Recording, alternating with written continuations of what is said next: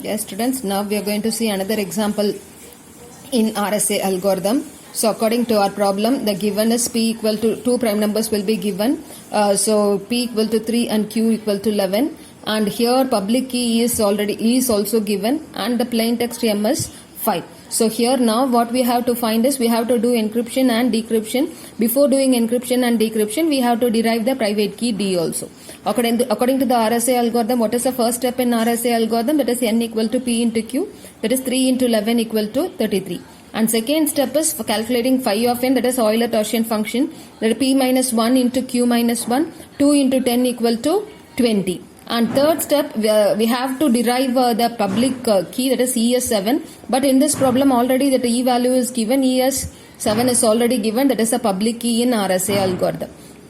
And the fourth step is we have to derive the private key, and we already know how formula to derive the private key is D is equivalent to E inverse mod phi of n. That is nothing but D into E mod phi of n equal to 1. And we already know the public key, that is D into 7 mod and phi of n is 20 equal to 1. This is nothing but the value of D, and D into 7 should equal to 21. So 21 mod 20 equal to 1. Then now we are going to calculate the value of D now. So D into 7 equal to 21. When we will be getting the value of by taking what number we will be getting the value of D into 7 as 21. So if we are taking D value as 3 into 7 is 21. So now the value of D is 3.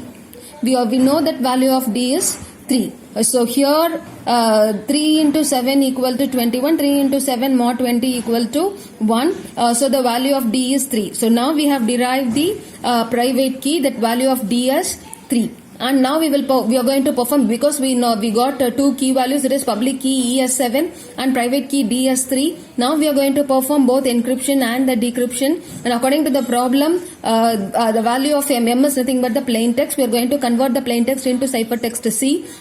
The value of M is 5 and value of E is 7 mod 33. So 5 power 7 mod 33. If we are putting this value in calculator, the value of mod value will be getting, the ciphertext value will be getting us 14. So now we are going to do the decryption also. The formula for decryption is, that is M equal to C power D mod n. So we have derived the value of C as 14 here. So 14 power, the value of D as 3.